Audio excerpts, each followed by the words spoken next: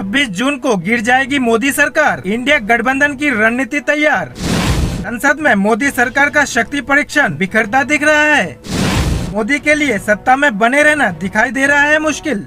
मोदी सरकार का तीसरा कार्यकाल मुश्किल भरा दिखाई दे रहा है और इसलिए इस बार संसद का विशेष सत्र भी पीएम के शपथ ग्रहण के 15 दिन बाद बुलाया जा रहा है। 24 जून को संसद का विशेष सत्र शुरू हो रहा है और इंडिया गठबंधन की तरफ से विशेष सत्र में मोदी सरकार को गिराने की तैयारी कर ली गई है। वैसे तो राष्ट्रपति द्रौपदी मुर्मू ने मोदी को पीएम पद की शपथ दिलाई, लेकिन उनसे लोकसभा में बहुमत शामिल करने के लिए अभी तक नहीं कहा है, क्योंकि पीएम मोदी ने सरकार बनाने का दावा करने के साथ ही 293 सांसदों के समर्थन वाला पत्र भी राष्ट्रपति को सौंपा था। लेकिन सरकार बनाने और सांसदों के शपथ के बीच देश की राजनीति में बड़े बदलाव होते दिखाई दे रहे हैं। जो दल एनडीए के साथ है वो एनडीए का साथ छोड़ते दिखाई दे रहे हैं। बीजेपी के सांसद भी पाला बदलने की तैयारी में दिख रहे हैं, जिसके बाद कहा जा रहा है कि नरेंद्र मोदी के लिए संसद का यह विशेष सत्र मुश्किल भरा होने वाला है। राष्ट्रपति ने भले ही उनसे बहुमत साबित करने को नहीं कहा है, लेकिन इस विशेष सत्र के तीसरे दिन ही वह मौका आ जाएगा जिसमें मोदी सरकार को बहुमत दिखाना ही होगा। दरअसल संसद के विशेष सत्र के पहले 2 दिन यानी कि 24 और 25 जून को सांसदों का शपथ ग्रहण का काम चलेगा और फिर 26 जून को लोकसभा स्पीकर का चुनाव कराया जाएगा। एनडीए में स्पीकर पद को लेकर टकराव तेज हो गया है। टीडीपी स्पीकर पद से अपना दावा छोड़ने को तैयार नहीं है। पार्टी का दावा है कि 10 साल से बीजेपी की सरकार थी और इस दौरान बीजेपी का स्पीकर था, लेकिन अब एनडीए की सरकार है, इसलिए इस सरकार में स्पीकर का पद एनडीए के दूसरे घटक दल के पास होना चाहिए। इससे पहले अटल बिहारी वाजपेयी जब एनडीए की तरफ से प्रधानमंत्री बने थे तो उनके पहले कार्यकाल में टीडीपी के जीएमसी बाल योगी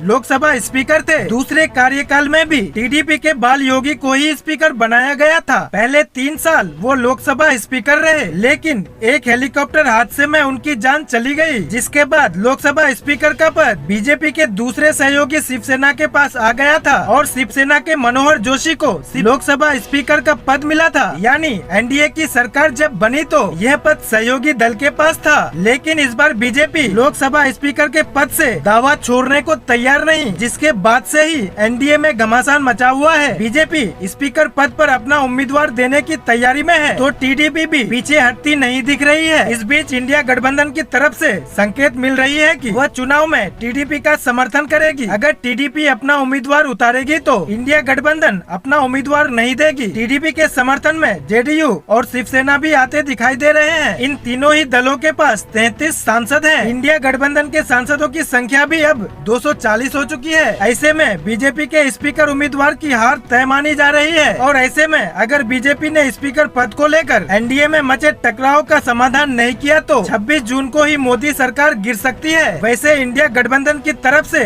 जो संकेत मिल रहे हैं उसमें प्लान बी भी तैयार है। एनडीए से कई छोटे सहयोगी मोदी सरकार से नाराज दिखाई दे रहे हैं और पाला बदलने की तैयारी में हैं। इस बीच 10 से ज्यादा बीजेपी के सांसदों के इंडिया गठबंधन के संपर्क में होने की खबर भी आ रही है। टीएमसी सांसद साकेत गोखले ने तो यहाँ तक दावा कर दिया है कि बंगाल में बीजेपी के 3 सांसद कभी भी टीएमसी में शामिल हो सकते हैं। बीजेपी के पास सदन में अब 237 सांसद ही रह जाएंगे। इंडिया गठबंधन की तरफ से साफ संकेत मिल रहे हैं कि अगर टीडीपी की तरफ से स्पीकर पद पर उम्मीदवार नहीं उतारा जाता है तो इंडिया गठबंधन अपना उम्मीदवार जरूर उतारेगी। यानी बीजेपी संसद का विशेष सत्र मोदी सरकार के लिए बेहद मुश्किल होने वाला है। Bureau report, global Bharatvarsh.